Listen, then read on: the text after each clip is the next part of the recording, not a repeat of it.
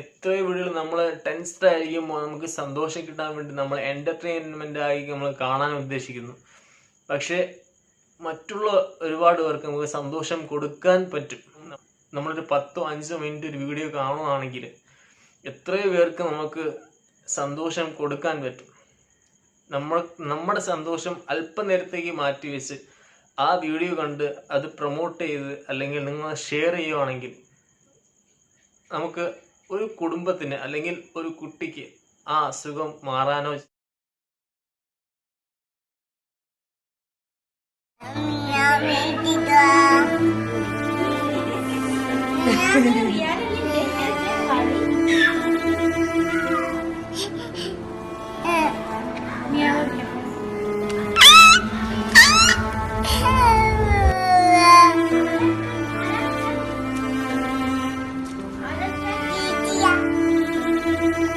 എൻ്റെ അവസ്ഥ എൻ്റെ അനിയന് വരാൻ പാടില്ല. അപ്പം എല്ലാവരും സഹായിക്കണം, ഷെയർ ചെയ്യണം, പ്രാർത്ഥിക്കണം. നമ്മളിപ്പോ കണ്ടത് അഫ്രയ്ക്ക് വയസ്സ് 15ആയി, 9ാം ക്ലാസ്സിലാണ് പഠിക്കുന്നത്. അഫ്രയുടെ ആഗ്രഹം ഒരു എഞ്ചിനീയർ ആവണം എന്നായിരുന്നു. പക്ഷെ അഫ്ര ഇതുവരെ നടന്നിട്ടില്ല. അഫ്രയ്ക്ക് മൊത്തം തളർന്നിരിക്കുന്ന ഒരു അവസ്ഥയാണ്. ചെറുതിൽ തന്നെ വല്ലാത്തൊരു അസുഖം വന്ന ആ സമയത്ത് ആ അസുഖത്തിന്റെ പേര് പോലും അഫ്രയുടെ വീട്ടുകാർക്ക് അറിയില്ലായിരുന്നു. സ്പൈനൽ മസ്കുലർ അട്രോഫി എന്നാണ് ആ അസുഖത്തിന്റെ പേര്. അഫ്രയ്ക്ക് എണീറ്റ് നടക്കാനോ ഒന്നിനും പറ്റില്ല. അഫ്രയുടെ മസിൽസ്, ബ്രെയിനിലെ സെൽസ്, അതുപോലെയുള്ള കാര്യങ്ങളൊക്കെ ക്ഷയിച്ചു പോയിക്കൊണ്ടിരിക്കുന്ന ഒരു അവസ്ഥയിലാണ് അഫ്ര ഉള്ളത്. അഫ്രയ്ക്ക് കൂടപ്പിറപ്പുകളായിട്ട് 2 പേരുണ്ട്. പക്ഷെ ചെറിയ അനിയനും ഇപ്പൊ അതേ അസുഖം സ്ഥിരീകരിച്ചുകൊണ്ടിരിക്കുകയാണ്. അതായത് ആ അസുഖത്തിലേക്ക് അനിയൻ പോയിക്കൊണ്ടിരിക്കുകയാണ്.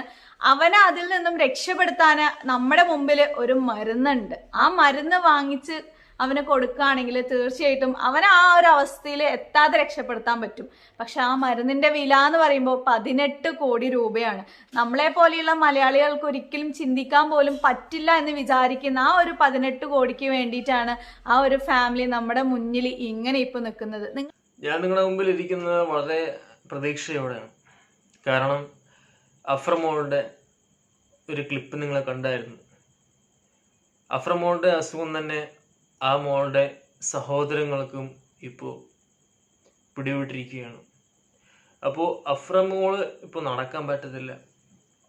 അതൊക്കെ നമുക്ക് വേറെ വേദനയോടെയാണ് നമുക്ക് കേൾക്കാൻ പറ്റുക.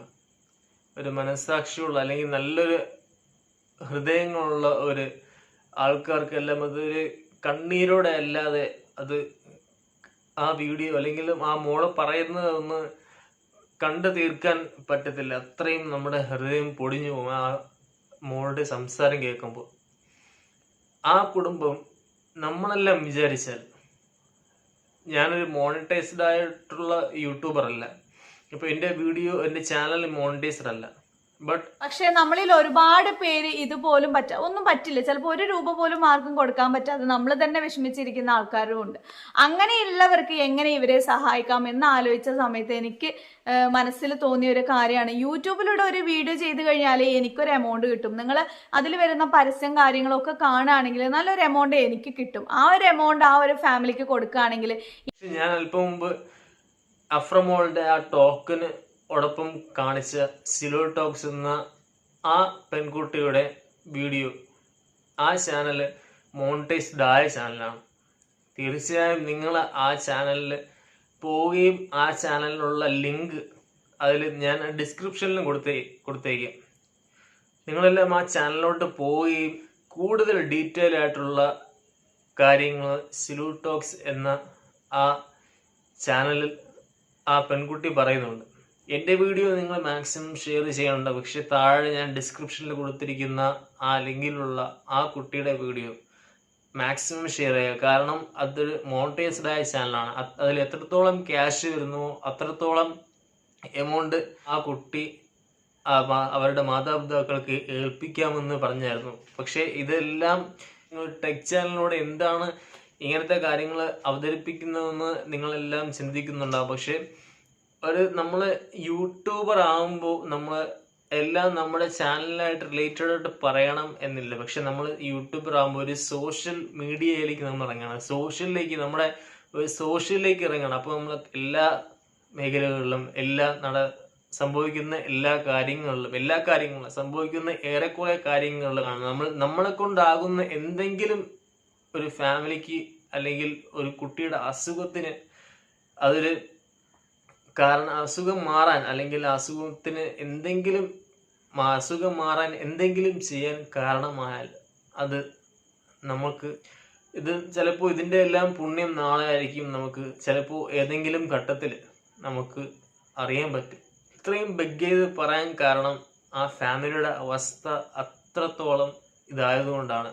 ആ കുട്ടിയെ മറിച്ച് കിടക്കാനോ അല്ലെങ്കിൽ ബാത്റൂമിലേക്ക് പോകാനോ ഒക്കെ സഹായിക്കണം.